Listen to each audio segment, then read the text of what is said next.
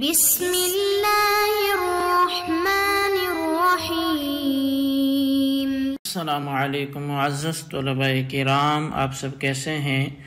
آج ہم موطا امام محمد کے سبق نمبر 161 کو پڑھیں گے۔ آج کے ہمارے سبق کا عنوان ہے طواف کعبہ حالت سواری میں۔ آج کے سبق میں ہم اس حوالے سے پڑھیں گے کہ اگر کوئی شخص بیمار ہے یا کوئی اور مسئلہ ہے تو وہ سوار ہو کر طواف کعبہ کر سکتا ہے یا نہیں کر سکتا، پیدل چل کر ہی کرنا لازم ہے، تو اس حوالے سے شرعاً کیا حکم ہے، تو اس کو ہم پڑھیں گے۔ اور آج کا جو ہمارا باب ہے وہ ہے باب الطواف بالبیت راکبا او ماشیا۔ یہ باب ہے طواف کرنے کے حوالے سے، خانہ کعبہ کے طواف کے حوالے سے، وہ حالت سواری میں ہو یا حالت پیدل چلنے میں ہو۔ تو خیر، امام محمد رحمۃ اللہ علیہ اس حوالے سے حدیث پاک ذکر فرماتے ہیں کہ اخبرنا مالک اخبرنا محمد بن عبد الرحمن بن نوفل الاسدی عن عروة عن زینب بنت ابی سلمة عن ام سلمة زوج النبی صلی اللہ علیہ وسلم انہا قالت اشتقیت فذکرت ذلك لرسول اللہ صلی اللہ علیہ وسلم فقال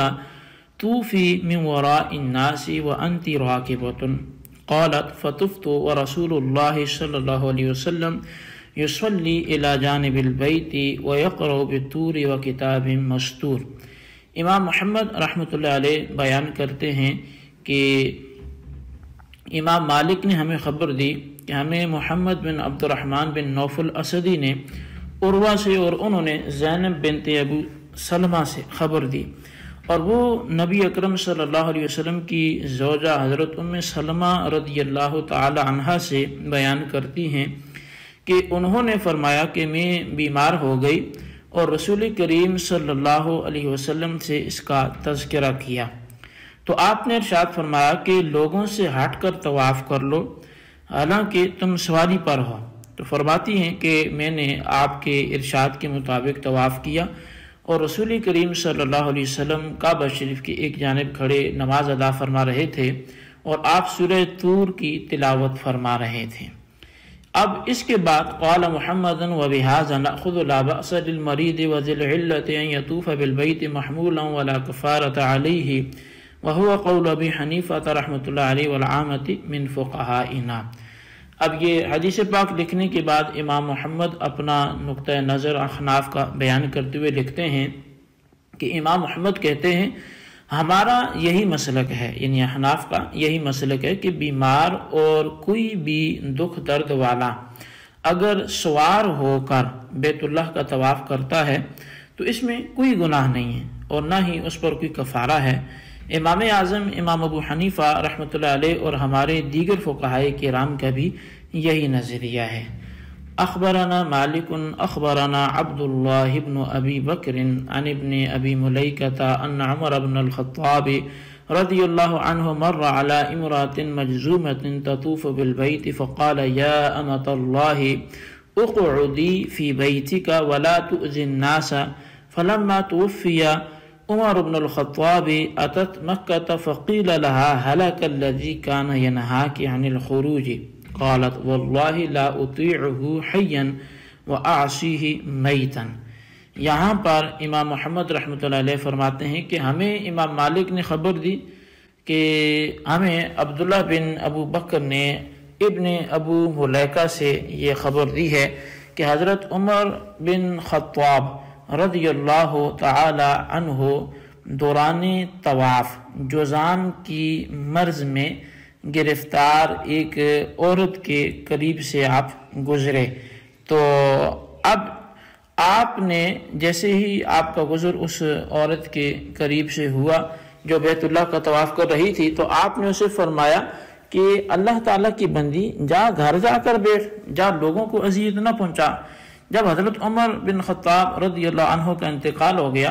تو یہی عورت پھر مکہ شریف آئی، تو اسے کہا گیا کہ تجھے طواف سے روکنے والے کا انتقال ہو گیا ہے،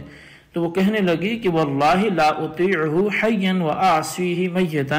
کہ کہ اللہ کی عزت کی قسم میں وہ نہیں کہ اس کی زندگی میں تو اس کی بات مانوں اور اس کے انتقال پر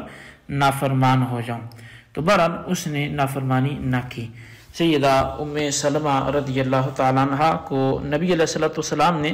سوار ہو کر طواف کا حکم دیا، کیونکہ آپ بیمار تھیں. تو اس واقعے سے یہ نتیجہ اخذ نہیں کرنا چاہیے کہ ہر شخص کے لیے سوار ہو کر طواف کرنا جائز ہے.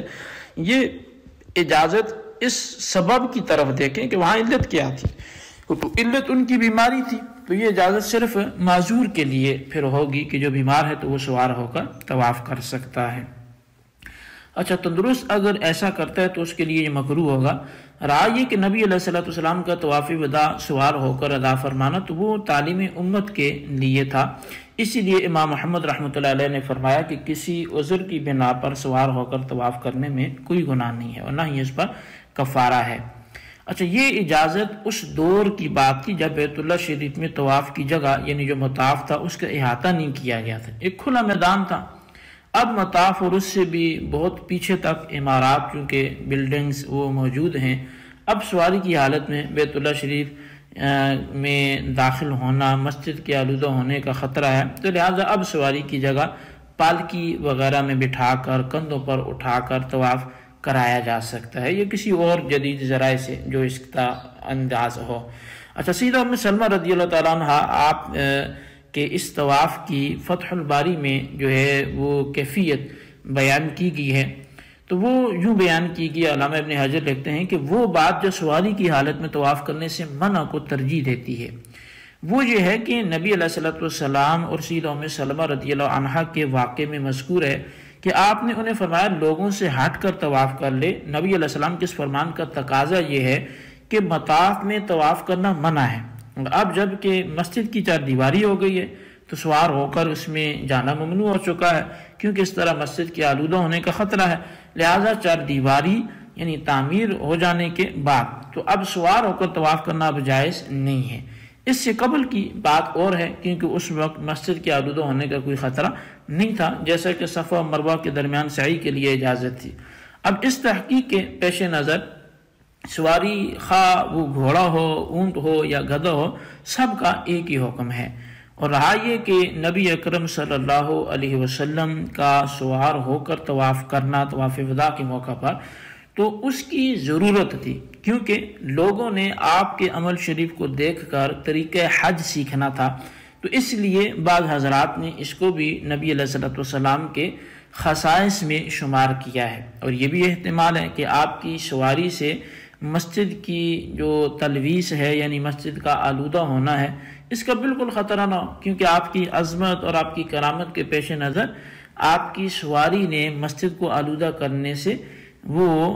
بچا لیا ہو، یا آپ کی سواری جو ہے وہ مسجد کو آلودہ نہ کرتی ہو. تو لہٰذا آپ صلی اللہ علیہ وسلم پر کسی دوسرے کو قیاس نہیں کیا جا سکتا. اب یہ جتنی گفتگو تھی یہ فتح الباری شرح صحیح البخاری سے آپ کے سامنے پیش کی گئی. تو دیکھیں کہ اللہ تبارک و تعالیٰ کی شان دیکھیں کہ امام ابن حجر اسقلانی رحمۃ اللہ علیہ نے کیسی عقیدت اور محبت کا اظہار فرمایا کہ سواری کو پتہ تھا کہ مجھ پر جو ہے وہ امام المعصومین اور سید المرسلین صلی اللہ علیہ وسلم سوار ہیں، تو لہٰذا وہ اس درجہ فضیلت میں چلی گئی کہ اللہ تبارک و تعالیٰ کے گھر کو اس نے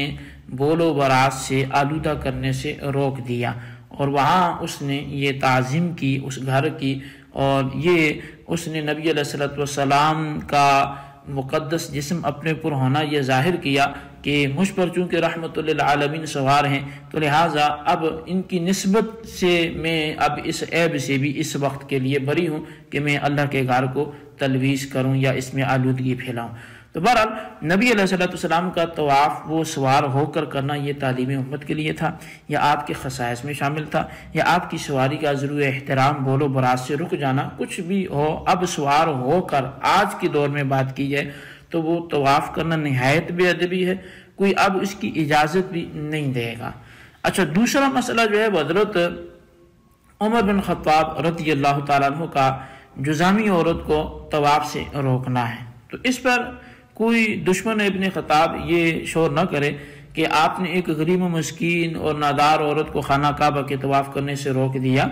آپ کا روکنا اسی طرح کا تھا کہ جس طرح نبی علیہ السلام نے لہسن کھا کر مسجد آنے والے کو مسجد میں آنے سے روکا تھا۔ تو اصل علت کو دیکھا جائے کہ علت تو لوگوں کی اذیت ہے، لہٰذا اگرچہ جذام کے مرض کا احادیث میں